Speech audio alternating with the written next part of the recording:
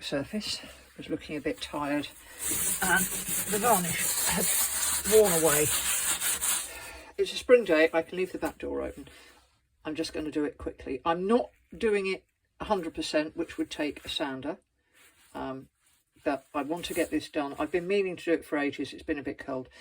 I'm using this coarse scrubby stuff, and can you see? I'm just really going for it, really hard as I can, and then I'm going to go all over the area I'm doing. Now, to do it properly, I ought to take everything off the side and sand it back and completely do it, but this isn't that.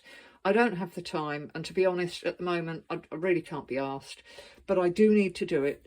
So you don't always have to do a proper job. You can do, the bit that is worn is this bit here, because that's where I put things next to the sink. I normally have a chopping board here in front of the kettle and the toaster, and that's okay, but it's this bit here. So I'm just going to do all of this. I've cleaned it, and then I'll show you what I'm doing once it's clean and dry. Right, you can see better. You see where the finish has worn off? Now, this is hardwood. It's parquet, old parquet flooring, and sanding it is incredibly hard because it's hard.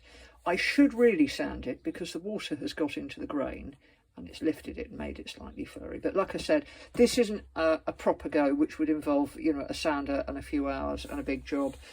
It's just a quick going over because I've got a spare half hour. I'm going to use Danish oil. I've had that, it's been hanging around for a while. So when I poured it out, it's gone a bit lumpy, but I'm not going to put the lumps on. You have to shake it because it's a matte finish, and the matte is an addition that sits at the bottom. So before you open it, shake it a lot and it will come out slightly cloudy. Now, the other thing is I want it to both dry quickly, but also I want it to soak into the grain to seal it properly. So I'm going to thin it with a spoonful of white spirit, and that will do two things. It will make it thin, and that means it will soak in a bit better, and it will also dry a little bit more quickly. And here we go. Right, there we go. There are some lumps. Ignore them. I do. Now, normally I'd use wire wool, but I can't find any. My shed needs cleaning out and it's buried. So I've cut off a little bit of one of these scratchy pads. There we go. And all I'm going to do is, this is what happens when I'm going to quite liberally pour it on. I want it to soak in, so I'm going to be generous with this. And those little lumps,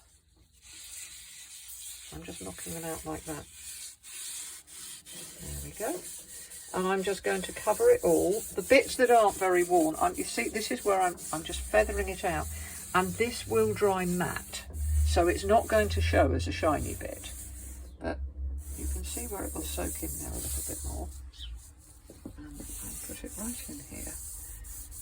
And that will just seal off this, and it will stop it getting any worse.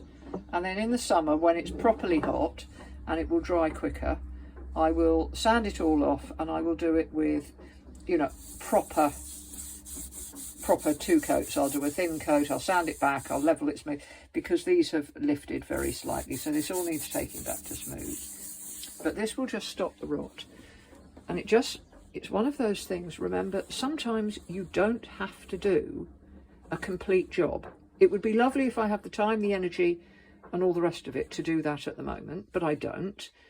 But I can do this part job and it will look much better, and it will stop it getting any worse, and it will mean that when I come to do a full job later on, it's not as bad.